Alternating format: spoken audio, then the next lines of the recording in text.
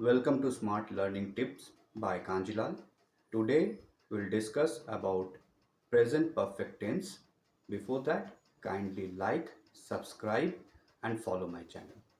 Today we're going to discuss about the present perfect tense. Present perfect tense क्या है? वर्तमान पूर्ण काल, right? So we'll discuss about the present perfect tense. Present perfect tense is a tense used to show that action has been complete recently. मतलब क्या बताना चाह रहा है कि ऐसा कार्य जो अभी अभी पूरा हुआ हो या जिसका प्रभाव वर्तमान में हो उसी को हम प्रेजेंट परफेक्ट टेंस कहते हैं. Now will discuss about the structure of present perfect tense. So whenever we will discuss about the structure of present perfect tense तो उसमें सबसे पहले क्या आ जाएगा? सब्जेक्ट, उसके साथ जो हेल्पिंग वर्ब है वो हैज़ या हैव होगा, इसके साथ वर्ब का पास्ट पार्टिसिपेट होगा. मतलब मैं एग्जाम्पल के साथ समझाना चाहूँगा कि पास्ट पार्टिसिपेट क्या होता है. सपोज मैंने एक वर्ड लिया ईट, तो मैं ईट, एट, ईटन, तो मैं ईटन को लूँगा क्योंकि वो वर्ब 3 का फॉर्म है, राइट. अब हम आते हैं प्रेजेंट परफेक्ट टेंस जो है उसका मतलब मैं फिर से दोहरा देता हूँ. ऐसा कार्य जो अभी अभी पूरा हुआ हो या जिसका प्रभाव वर्तमान में है उसी को हम प्रेजेंट परफेक्ट टेंस कहते हैं. ठीक है. अब हम आते हैं कि कैसे हम जानेंगे कि ये प्रेजेंट परफेक्ट टेंस है या पास्ट टेंस है. ठीक है. तो ऐसे वाक्य में जहाँ पर शब्द जो है चुका है, चुकी है, लिए है, गई है, हुई है आदि शब्द जो हैं जिसमें हम वाक्य में प्रयोग करते हैं उसे हम प्रेजेंट परफेक्ट टेंस कहते हैं या वर्तमान पूर्ण काल कहते हैं. एक एग्जाम्पल ले लेते हैं. जैसे मैं खाना खा चुका हूँ, तो मैंने खाना कब खाया? मैं खाना अभी अभी खाया हूँ, राइट.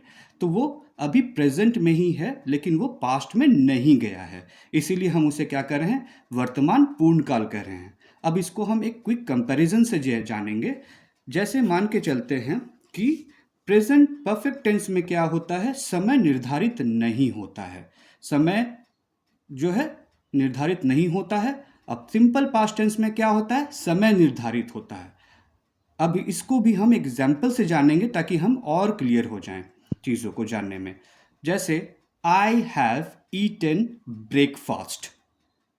अगर इसका मतलब क्या हो गया कि इसका मतलब ये हो गया कि मैंने नाश्ता कर लिया है. ठीक है.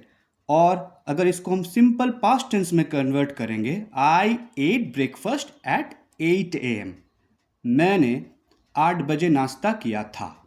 तो देख लीजिए, आपने कंपैरिजन देख लिया कि मैं नाश्ता कर लिया है और मैं 8 बजे नाश्ता कर लिया था. तो ये दोनों कंपैरिजन में आपको पता चल जाएगा कि प्रेजेंट परफेक्ट में जो अभी अभी समय के साथ खत्म हुआ है लेकिन वो पास्ट में नहीं गया, तुरंत खत्म हुआ. और जो पास्ट में है वो समय को निर्धारित कर रहा है कि हाँ मैंने 8 बजे नाश्ता किया था. ठीक है. Right now will understand with the helping verb. तो what are the helping verb we are using? जैसे कि वी आर यूजिंग हैव. तो हैव के साथ जब भी हम यूज करते हैं we use I, you, we, they. Alright, in the sentence. And with has we are using he, she, it. सबसे ज़्यादा कंफ्यूजन कहाँ आता है हमारा कि हम हैव और हैज़ कहाँ यूज़ करें. तो मैं फिर से दोहरा देता हूँ इस चीज़ को. जब हम हैव का यूज़ करेंगे तब हम सब्जेक्ट के साथ आई, यू, वी, दे जब रहेगा तब only we are using have. Now, when you are using has, when we have a word with he, she, it in a sentence, then you are using has. So we'll understand more with detail with an example. In this, I have eaten food. मैंने खाना खा लिया है. So why we have used eaten? ये verb का third form है. Eat, ate, eaten. So we have used eaten food. Similarly, she has gone to the school. वह school जा चुकी है. Again we have used gone.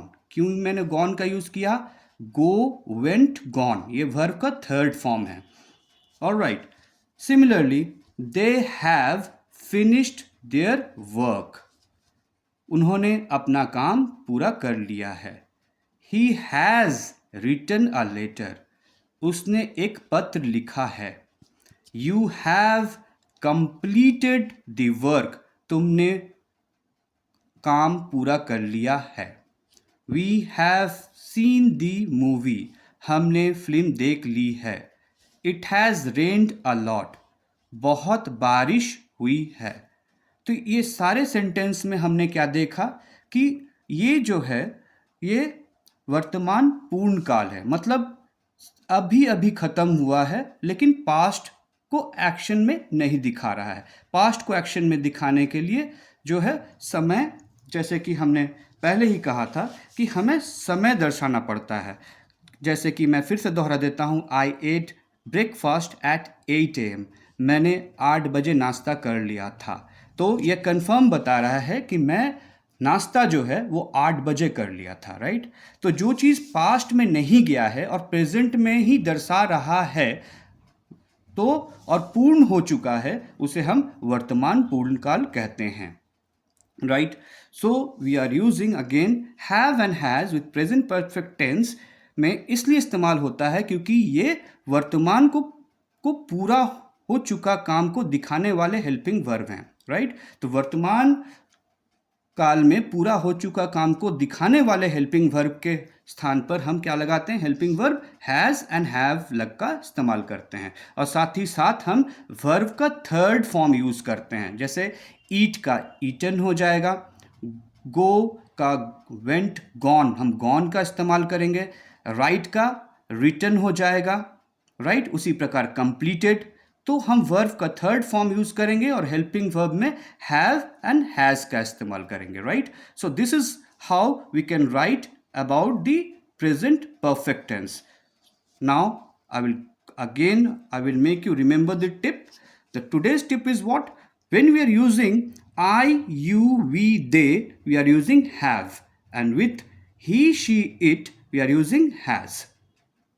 I hope you have understood the topic of present perfect tense. Thank you.